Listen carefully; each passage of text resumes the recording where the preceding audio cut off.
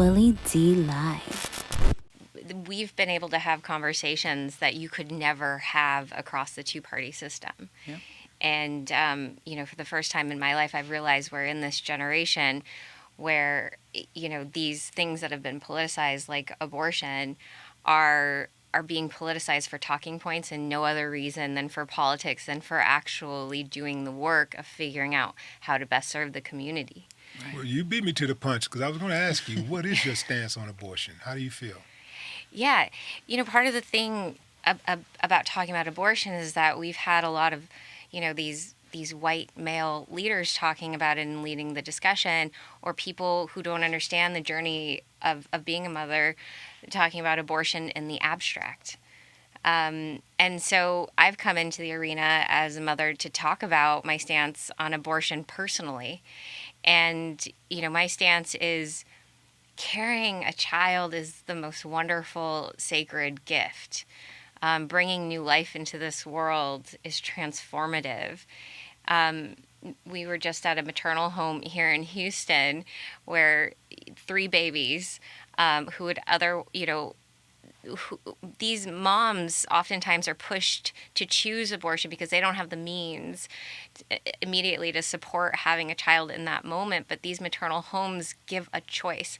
So let's actually talk about choice, right? If I'm pro-choice, I want, the option for mothers who can't afford in that moment to have a baby, a choice to have that baby if they want to have that baby in that moment, and not be courted by an abortion clinic or courted by these government institutions saying, well, you're pregnant, you're not in means to have a child, so here's your abortion clinic. I think that we have to evolve our stance on choice right now. And, as a woman, and we're talking about these term limits, like everything in the conversation stuck on term limits for abortion. And I think let's just talk about it practically. Like, I've had, I'll share with you guys, like, I've had 2 miscarriages, one at 1 month and one at 3 months. And I'll tell you, the one at 3 months was way harder than the one at 1 month. Mm-hmm. And, every moment that goes by that baby is growing inside of you, we have to keep in mind that matters. Like, term limits do matter. And we have to live in a world in which we evolve systems that really actually increase choice for the mother. If a woman feels like their only choice is abortion, that's not pro-choice. I'm sorry, nothing about that is pro-choice. Right. Right. And I think for me, for our community, now it's kind of like this notion, well, if you're poor, you're in poverty, then you don't need to have a baby, you need to have an abortion. But a lot of us grew up poor and in poverty. And not only did a lot of us grow up poor and in poverty, but a lot of us made it out of poverty. And that's not the side of the story that we're telling. And poverty actually created us, right? It created our mindsets, right? It made us be appreciative for certain things that we weren't just born, with a spoon in our mouth. So, poverty is not always a bad thing because a lot of us made it out of poverty. So for me, I was just tired of the excuse that a woman needs to abort because she's poor, because she can't afford to keep the baby. So coming into this space with Bobby and Nicole, and Bobby, who will let you know he's pro-choice, I think I won by helping them understand, right, that choosing to keep the baby is also a choice.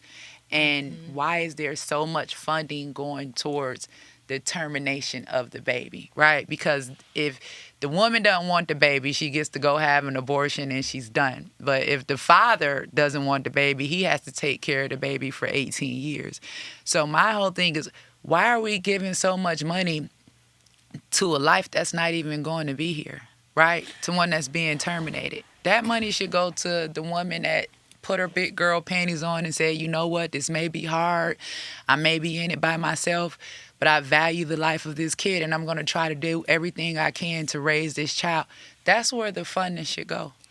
What do you think about the people who are huge advocates for the death penalty and at the same time they are advocates for That would be me. Not allowing for abortion That's of me. children. That's you. I'm pro-life Now- and I'm pro-death penalty. Okay, so explain that to me. So there's a difference between an innocent baby who has not committed a crime and a grown adult who has been convicted of committing a crime. So for me, for instance, my baby that I love, that I raised, that's in college right now, let's just say some type of tragedy happened and somebody took her life, right? If they don't kill him, I'm going to kill him. And Nicole probably going to be somewhere trying to buy me out of jail, but I am the type of mother that I will live and die for my children, right? There is a difference when you have someone who has made an adult choice, right, and committed a crime or taken somebody's life than an innocent baby who hasn't even had the chance to live. But what all of the corruption that we have going on in our government and in our court systems, when they get it wrong, how do you reconcile Well, that? I'm a criminal justice reform advocate, so I fight to reform our justice system, and we have gotten it wrong a lot of times. But you and I know sometimes they get it right, and I've lost people to murder. The father of my children was just recently murdered in 2021. Did 9 years in the feds, came home, was viciously murdered after only being home for a year. 3 days later, I'm on Dr. Phil, and his son is telling me that he's now a woman. Like, it's important for these black men to be in their children's lives. So I think that we do have some people we need to take off of the streets. And if this is just my personal opinion, I'm not speaking for Nicole, and I'm not speaking for Bobby, nor am I speaking for the campaign. This is me. But, we have horrible crimes that take place against children. We have children out here being raped, sodomized, murdered, stuff like that. I think it's levels to it. But I do think that we all need to understand that there is a difference. You can't, like, innocent babies get a death penalty every time there's an abortion that takes place. And what crime have they committed? Yeah, I totally get your side of the story. But at the same time, when I see so many people being exonerated throughout the years that's sitting on death row, and they find out that this person was totally innocent. Mm-hmm. And sometimes they actually go through the process of killing people, and the evidence is resoundingly clear that that person is innocent, just like what happened with Gary Graham, Shaka Sankofa, that was killed in Huntsville. Those people knew that man didn't commit that crime, but they killed him because he committed crimes in the past. And I think we got to try to look at those on case-by-case basis, but just like I know, that there are some people that do bad things in this world, unfortunately. I've had the pleasure of working in justice reform since 2015. I'm a California barred attorney, and I have a position at Stanford Law School. It's a Stanford Law School and Stanford Computer Science. Your alma mater. You graduated Stanford and Santa Clara, right? So I did law school at Santa Clara Law School, and then I was actually hired to go on faculty at Stanford. Okay, gotcha. So I'm still very much affiliated, and in 2015 I had the opportunity it was my first introduction to working in the criminal justice system. I was asked by the San Francisco DA's office to look at several thousand police records, because the police responsible for these arrests, many of these individuals were now incarcerated that they had arrested, but the police officers were found in a text messaging scandal, and they were 13 of them, and they were all texting each other just blatantly prejudicial and blatantly racist messages. And you have to remember, our criminal justice system is largely broken because the infrastructure is broken. The way that, court records are handled, moved around, it's a very, very old, slow, and broken system. Our penal system is woefully outdated and inefficient. People wait way too long to get their cases heard and seen. Access to real lawyers that are going to really step up and defend with incredible aptitude. Those lawyers are few and far between. And as a result, we have, a criminal justice system that is backed up with non-violent offenders who should not be in the system at all. And so 2015, I had kind of a coming home moment. I'm from Oakland, California. People that I've grown up with have had ins and outs with the system.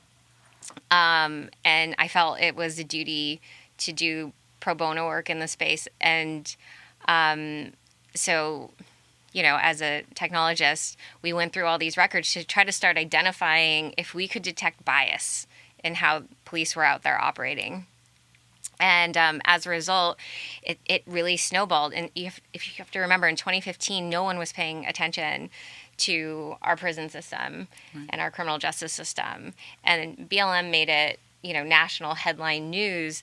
But we've all known there's been problems with it for a really long time. And my interests also has snowballed over the years, and it's resulted in me understanding that, we can spend all this time in parts of the systems trying to make it more efficient and trying to make it more fair. Of course, we have to do that. But the system itself is based upon part of this, I call it the ruthlessness of the American psyche. And Carl Jung actually coined that term during his visit in 1912 to the United States. Carl Jung invented how we think about psychology today, and his diagnosis of America was that this is a country whose psyche just has this unbearable, heavy ruthlessness to it, the inability to see nuance, the inability to bring humanity into things, the individual being disconnected from their ancestry and acting, in their role without remembering who they are, where they came from. And, as a result, I've evolved my thinking around the criminal justice system. I used to think the DAs were the problem. And so I would try to find DAs that could understand both the plight of, the people, but also the plight of the police, because we want balance. What we want is to restore balance. Right now, our entire system is completely out of balance. You have the Republicans calling for total police immunity. That's insane. We have to hold our police accountable. If they're shooting people they shouldn't be shooting, and killing people they shouldn't be killing. And then on the other hand, we have defund the police. People who want to disband entire police departments across country. This is going to break this. It is breaking this country. We got to look and come back to this middle ground of, yes, let's make our system fair, but let's address what's at the root cause of it. And it's the things that, this is where Angela and I find so much agreement. And this is where I think if we give people the opportunity, we'll come together and understand the issue is poverty. It's negligence of young people. It's the lack of opportunity from the get-go, the school-age children. Look at what happened during the lockdown. I oftentimes say COVID-19 was our country's truth serum. It brought us truth because we saw all of this come to light. Yep. We saw our lowest communities get beat down even harder, and we saw the government completely overlooking those needs. And so this is where, I think this has nothing to do with politics. It has to do everything with us remembering as a country that the civil rights movement took us so far. Bobby's uncle and Bobby's dad were leaders during that time, and they were murdered for trying to heal the American psyche. And not just them. You have to remember the King-Kennedy family relationship, because the Kings were murdered as well for the same thing, and they stood together. The Kennedys and the Kings were very, very close in the fight for civil rights, and both families were tragically murdered. Paid the ultimate price. Taking a stand to fix what was broken in this country.